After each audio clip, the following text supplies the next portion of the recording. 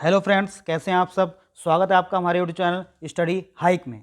तो दोस्तों, इस वीडियो में जो है हम आपको सल्तनत काल के बारे में जानकारी देने वाले हैं। सल्तनत काल जो है आपके सिलेबस का, यूपी पीईटी का जो आपका सिलेबस है उसका बहुत ही महत्वपूर्ण टॉपिक है भारतीय इतिहास का, यानी कि सल्तनत काल।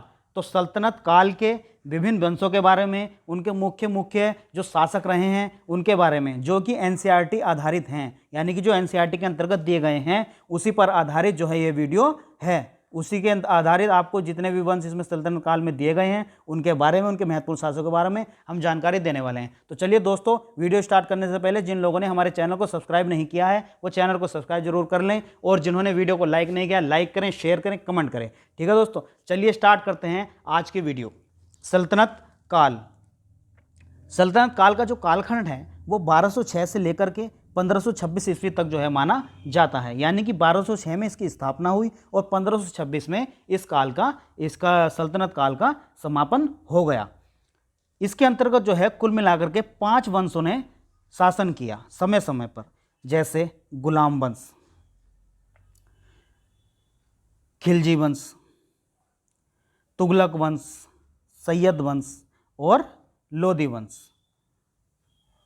बात करते हैं अगर गुलाम वंश की, तो इसके अंतर्गत इन राजवंशों का जो प्रमुख राजाओं के बारे में हम पढ़ने वाले हैं, उन्हें एनसीईआरटी में जो राजाओं को जिनके बारे में डिटेल दी गई है उन्हीं पर आधारित जो है इनमें जानकारी है आपको दी गई है। और ये जानकारी बहुत ही महत्वपूर्ण है, यहाँ से आपके एग्जाम में क्वेश्चन आएंगे जो मैं आपको समय समय पर इसमें बताता रहूँगा कि कहाँ कहाँ से कैसे कैसे क्वेश्चन आता है। चलिए दोस्तों स्टार्ट करते हैं। जैसे इसका पहला जो है गुलाम वंश था 1206 से लेकर के 1290 तक। तो इसके प्रथम शासक के बारे में बात करेंगे जिसका नाम था कुतुबुद्दीन ऐबक। कुतुबुद्दीन ऐबक का जो शासनकाल है 1206 से लेकर के 1210 तक रहा है। इसने दिल्ली का सल्तनत का जो है इसे संस्थापक माना जाता है। इसने उपाधि धारण की लख बख्श की, यानी कि लाखों का दान देने वाला, पील बख्श की, हाथियों का दान देने वाला, हातिम द्वितीय की, कुरान खां की। कुरान खां का मतलब होता है कि कुरान का पाठ करने वाला बड़े पैमाने पर। ठीक है, यह जो व्यक्ति था कुतुबुद्दीन ऐबक, यह एक गुलाम था, जिसके कारण इसके वंश का नाम भी जो है गुलाम वंश पड़ा है। यह एक तुर्क जनजाति का था। इसने अपनी राजधानी को लाहौर बनाया। बाद में जाकर के इल्तुतमिश के समय में जो है इसकी दिल्ली सल्तनत की राजधानी जो है दिल्ली बनी। इसके बारे में हम आगे बात करेंगे। अब बात करते हैं ऐबक ने क्या किया। ऐबक ने दिल्ली में कुव्वतुल इस्लाम मस्जिद की जो है स्थापना की, और यह ऐसा माना जाता है कि यह जो मस्जिद है यह पहली ऐसी मस्जिद है जिसका निर्माण इस्लामिक पद्धति के आधार पर जो है किया गया है। और ऐसा भी माना जाता है कि जो पृथ्वीराज चौहान थे, चौहान वंश के जो शासक थे, बहुत ही प्रतापी शासक हैं, उनके एक किला था राय पिथौरागढ़, उसके स्थान पर जो है इस मस्जिद का इसका निर्माण किया गया है। ठीक है दोस्तों, बात करते हैं इन्होंने और क्या बनवाया है। तो 2.5 दिन का झोपड़ा नाम की एक मस्जिद और इन्होंने बनवाई है, जो कि अजमेर में स्थित है।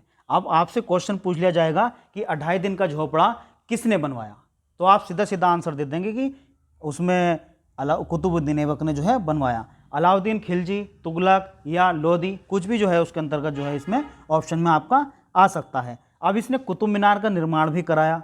कुतुब मीनार का निर्माण जो इसने शुरू कराया था, लेकिन शुरू कराने के साथ साथ यह उसका निर्माण जो है समाप्त नहीं करा सका, क्योंकि इसकी जो मृत्यु है वो केवल 4 वर्ष के अंतराल पर ही हो गई थी, यानी कि यह उस निर्माण को समाप्त नहीं करा सका। इसका जो कुतुब मीनार का निर्माण इसने कराया था वो किस लिए कराया था। इसके एक गुरु भी थे, एक और प्रमुख सूफी संत भी थे जिनका नाम था कुतुबुद्दीन बख्तियार काकी। उनकी स्मृति में इसने कुतुब मीनार का जो है निर्माण कराया था।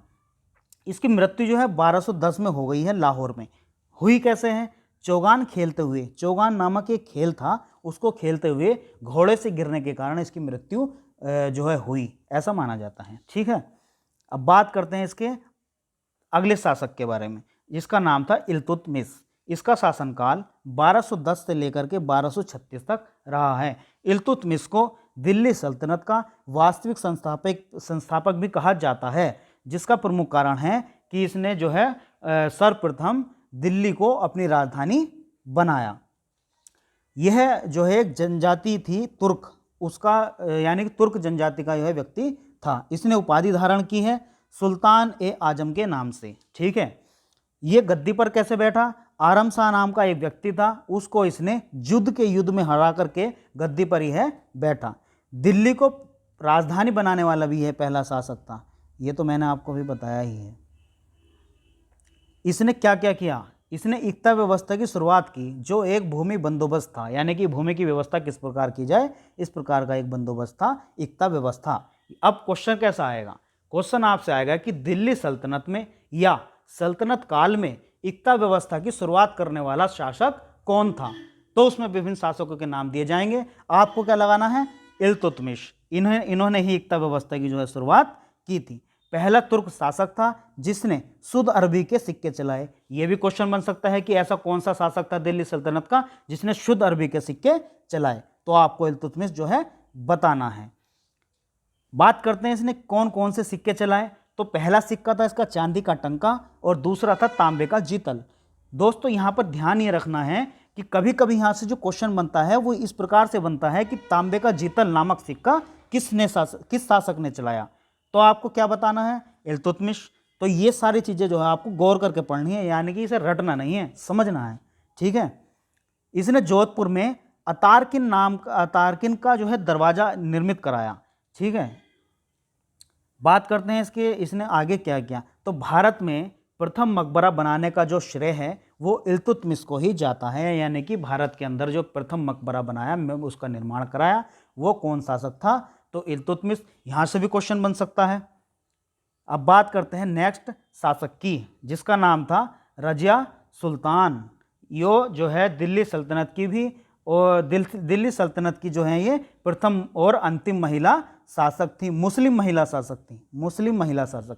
इनका जो कालखंड है वो 1236 से लेकर के 1240 ईस्वी तक रहा है और इन्होंने उपाधि धारण की थी, उसका नाम था उम्दत उल निस्वा, ठीक है। शासक के तौर पर इन्होंने जो वस्त्र धारण किए उन्हें क्या कहा गया है, कबा। कबा यानी कि कुर्ता, एक उसका दूसरा शब्द है कुल्हा। कुल्हा यानी कि पगड़ी का ही एक प्रकार है।